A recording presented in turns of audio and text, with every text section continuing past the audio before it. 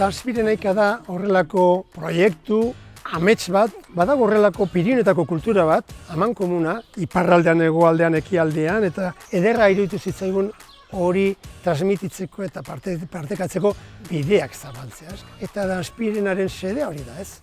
Pues ese fin de semana, en plan de aprendizaje, va a ser un fin de semana, digamos que súper intenso en cuanto a contenido. Hay varios talleres de corta duración, pero muchos talleres, con diferentes modalidades, ¿no? Desde un vals a una mazurca, a un chotis, de lo que se te ocurra, ¿no? Luego también va a haber un taller de nuestra danza, de chun chun, para ponerla en valor estando allá, ¿no?